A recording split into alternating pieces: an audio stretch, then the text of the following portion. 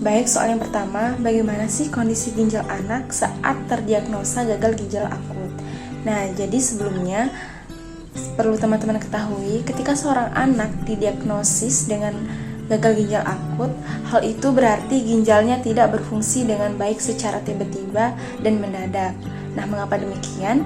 Karena gagal ginjal akut pada anak ini dapat disebabkan oleh berbagai faktor.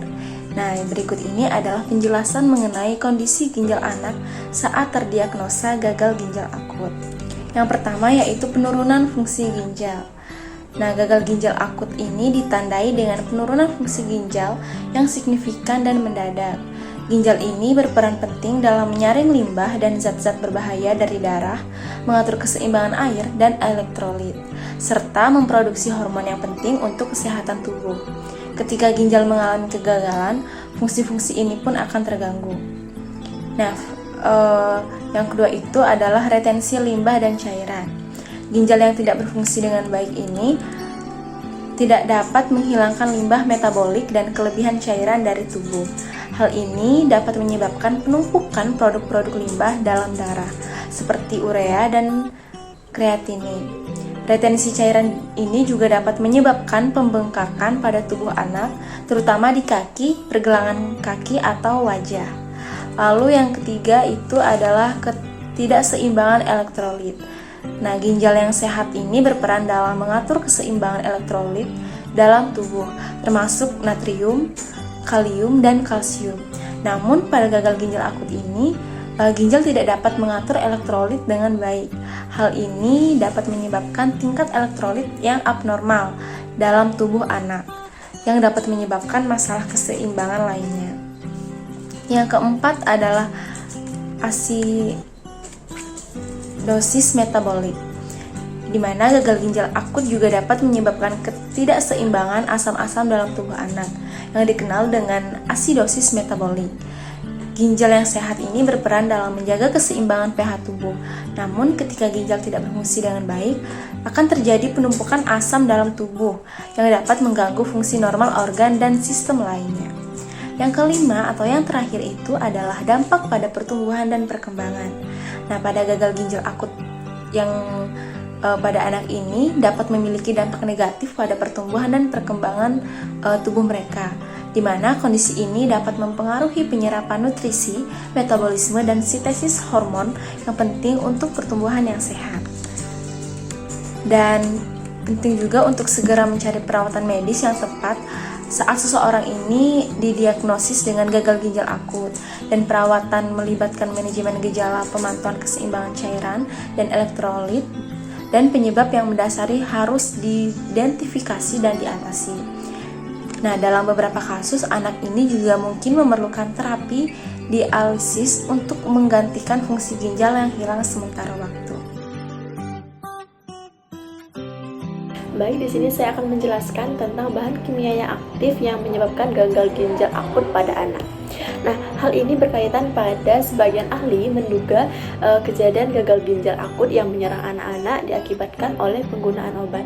Dugaan ini muncul karena pada tanggal 5 Oktober tahun 2022, Badan Kesehatan Dunia atau WHO menerbitkan peringatan mengenai ditemukan obat yang tidak memenuhi persyaratan dan diduga berhubungan dengan kematian 66 anak di Gambia, di mana akibat gagal ginjal akut setelah mengkonsumsi obat tersebut. Adapun keempat produk tersebut diketahui mengandung zat aktif yang berbeda, yaitu ada prometazin, kemudian ada feniramin maleat, amonium klorida, dan klorfeniramine maleat. Nah, berdasarkan hasil analisis WHO menyebutkan bahwa keempat obat tersebut terkontaminasi oleh dietilen glikol dan etilen glikol dalam jumlah yang melebihi batas yang diizinkan. Oleh karena itu, ada 3 jenis zat adiktif yang dikatakan berbahaya bila digunakan melebihi batas penggunaan yang disarankan. Yang pertama ada polyethylene glycol. Propilen glikol ini merupakan senyawa berbentuk cairan kental, kemudian jernih, tidak berwarna, rasa khas, tidak berbau, dan menyerap air pada udara lembab. Senyawa ini sendiri telah banyak digunakan sebagai pelarut, ekstraktan, dan pengawet dalam berbagai bentuk produk obat, baik parenteral maupun non-parenteral. Nah, propilen glikol ini dikenal sebagai bahan yang relatif tidak beracun dan diserap dengan cepat dalam saluran pencernaan.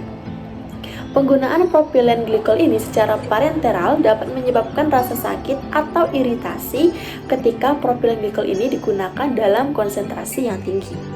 Kemudian, propilen glikol ini memiliki sifat yang memabukkan sepertiga kali dibandingkan dengan etanol. Nah, dengan pemberian dalam volume yang besar, dikaitkan dengan efek samping yang paling umum pada sistem saraf pusat, terutama pada neonatus dan pada anak-anak.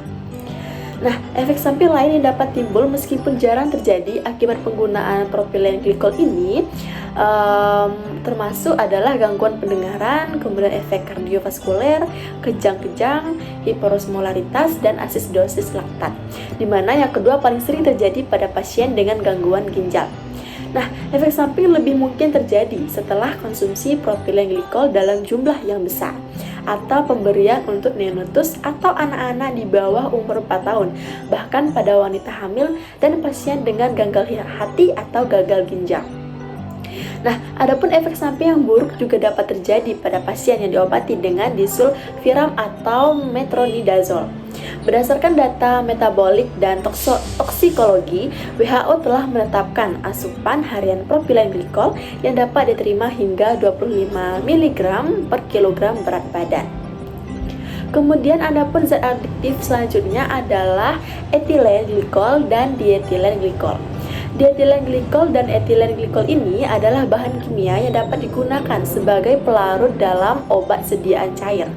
Nah, pelarut lainnya seperti gliserin juga dikenal sebagai gliserol dan propilen glikol merupakan pelarut yang umum digunakan dalam sirup obat batuk untuk mempertahankan konsistensi dan kelarutan pada paracetamol atau acetaminophen yang tidak larut dalam air.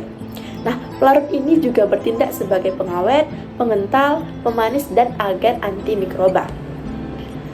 Dietilen glikol dan etilen glikol ini merupakan senyawa beracun yang tidak boleh digunakan sebagai pelarut obat-obatan cair. Efek toksik yang dapat ditimbulkan dari dua bahan kimia tersebut antara lain nyeri perut, kemudian muntah, diare, ketidakmampuan untuk buang air kecil, bahkan sakit kepala, dan juga penurunan kesadaran, hingga gagal ginjal akut yang dapat menyebabkan kematian. Dietilen glikol dan etilen glikol ini seringkali digunakan secara ilegal untuk mengganti pelarut yang tidak beracun, seperti gliserin atau propilen glikol. Nah, di mana hal ini karena harganya yang lebih murah sehingga menyebabkan kontaminasi pada obat sirup. Baik, selanjutnya Badan Pengawas Obat dan Makanan BPOM mengumumkan ada 5 produk obat sirup atau cair yang terkontaminasi zat berbahaya diduga penyebab gagal ginjal akut pada anak atau penyakit gangguan ginjal akut progresif atipikal. Dikutip dari laman resmi BPOM, jenis obat tersebut berupa obat penurun demam serta obat batuk dan flu, yakni yang pertama ada Thermorex syrup atau obat demam, di mana produksi PT Konimex dengan nomor izin edar seperti yang ditampilkan pada PPT. Kemudian ada Florin DMP syrup atau obat batuk dan flu. Kemudian ada Unibaby Cough syrup. Dan selanjutnya ada Unibaby demam syrup atau obat demam. Dan terakhir ada Unibaby demam drops atau obat demam. Selanjutnya, dengan demikian, semoga kejadian hal ini menjadikan kita semua untuk lebih berhati-hati dalam penggunaan obat. Terutama yang harus kita ingat adalah dagu sibu. Dapatkan obat hanya di tempat dan melalui jalur resmi. Kemudian gunakan obat sesuai dosis dan indikasinya. Kemudian simpan obat di tempat sejuk dan terhindar dari sinar matahari secara langsung. Serta buang obat jika sudah melewati waktu kadaluarsa atau terjadi perubahan warna, bau, atau rasanya. Agar kita terhindar dari yang namanya penyakit gagal ginjal, kita perlu mengetahui bagaimana cara mencegah penyakit gagal ginjal. Nah, penyakit ginjal kronis atau PGK dan gagal ginjal merupakan istilah yang sering digunakan secara bergantian. Penyakit ginjal kronis adalah kondisi di mana ginjal mengalami kerusakan dan hilangnya fungsi secara bertahap selama periode waktu yang cukup lama. Biasanya berlangsung selama beberapa bulan atau bertahun-tahun. Nah, gagal ginjal di sisi lain merujuk pada tahap akhir penyakit ginjal kronis, di mana fungsi ginjal menurun secara signifikan, tidak lagi mampu memenuhi kebutuhan tubuh secara memadai, dan memerlukan pengobatan seperti dialisis atau transplantasi ginjal. Nah, berikut ini merupakan cara mencegah penyakit ginjal menurut Kementerian Kesehatan Republik Indonesia. Nah, yang pertama yaitu dengan cara rajin beraktivitas fisik dan berolahraga agar badan tetap bugar. Aktivitas fisik dan olahraga meningkatkan aliran darah dalam tubuh termasuk ke ginjal. Aliran darah yang sehat membantu memastikan pasokan oksigen dan nutrisi yang cukup ke sel-sel ginjal yang dapat membantu menjaga kesehatan dan fungsi mereka. Nah, aktivitas fisik dan olahraga membantu menjaga kesehatan jantung dan pembuluh darah. Kesehatan jantung yang baik berkontribusi pada kesehatan ginjal yang optimal. Aktivitas fisik meningkatkan metabolisme tubuh yang membantu dalam pengeluaran zat-zat sisa dan racun dari tubuh melalui ginjal. Dengan memperbaiki fungsi ekskresi ginjal, olahraga dapat membantu menjaga kesehatan ginjal. Yang kedua yaitu dengan menjaga kadar gula darah tetap normal. Kadar gula darah yang tinggi dalam jangka waktu yang lama dapat merusak pembuluh darah di ginjal. Pembuluh darah yang rusak atau menyempit akan menghambat aliran darah yang sehat ke ginjal sehingga mengganggu fungsi normal ginjal. Kadar gula darah yang tinggi juga meningkatkan beban kerja pada ginjal. Yang ketiga yaitu menjaga tekanan darah tetap normal. Tekanan darah yang tinggi atau hipertensi dapat merusak pembuluh darah di ginjal. Pembuluh darah yang rusak akan mengganggu aliran darah yang sehat ke ginjal sehingga mempengaruhi kemampuan ginjal untuk menyaring darah. Tekanan darah tinggi juga meningkatkan beban kerja pada ginjal, dan menjaga tekanan darah tetap normal sangat penting untuk mengendalikan risiko terkait diabetes terhadap gagal ginjal. Yang keempat yaitu menjaga berat badan ideal. Obesitas atau kelebihan berat badan merupakan faktor risiko utama untuk diabetes tipe 2. Diabetes merupakan penyebab utama penyakit ginjal kronis. Dengan menjaga berat badan yang ideal, kita dapat mengurangi risiko terkena diabetes sehingga mengurangi kemungkinan terjadinya kerusakan pada ginjal. Terlihat pada gambar nomor 5 yaitu minum air putih sebanyak 8-10 gelas per harinya. Nah, ketika tubuh ini kekurangan cairan, ginjal akan bekerja lebih keras untuk mempertahankan keseimbangan air dalam tubuh. Nah, jika kekurangan air berlangsung dalam jangka waktu yang cukup lama, hal ini dapat menyebabkan meningkatnya resiko terjadinya penyakit ginjal. Kurang minum air putih juga yang cukup dapat menyebabkan peningkatan kepekatan pada urin. Nah, ini juga dapat meningkatkan risiko pembentukan pada batu ginjal. Maka dari itu, minum air putih yang cukup dapat membantu melancarkan proses penghilangan limbah dan racun dari tubuh melalui ginjal. Kemudian gambar nomor 6 mengenai tidak merokok. Nah, rokok ini mengandung zat-zat kimia yang dapat merusak dinding pembuluh darah, menyebabkan penyempitan pada pembuluh darah, dan juga meningkatkan tekanan darah.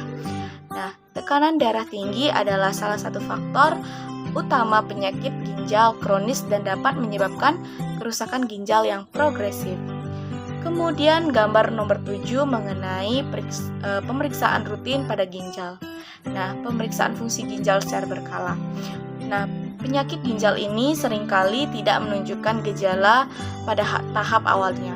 Dengan melakukan pemeriksaan secara rutin termasuk tes darah dan urin untuk mengevaluasi fungsi ginjal. Dokter juga dapat mendeteksi perubahan ataupun masalah pada ginjal sebelum menjadi lebih serius. Kemudian gambar terakhir nomor 8, tidak mengkonsumsi obat anti nyeri dalam jangka waktu yang panjang tanpa anjuran dokter. Nah, beberapa jenis obat anti nyeri seperti non-steroidal anti-inflammatory drugs atau NSAIDs termasuk juga ibuprofen, naproxen, dan juga diclofenac. Nah, obat ini juga dapat menyebabkan kerusakan pada ginjal jika dikonsumsi dalam dosis yang tinggi atau jangka waktu yang cukup panjang. Obat ini juga dapat mengganggu aliran darah ke ginjal dan juga menyebabkan peradangan ataupun kerusakan pada jaringan ginjal. Sekian materi yang dapat kami sampaikan mengenai cara pencegahan penyakit pada ginjal, di mana video ini semoga bermanfaat bagi kita semua dan saya ucapkan terima kasih. Sampai jumpa.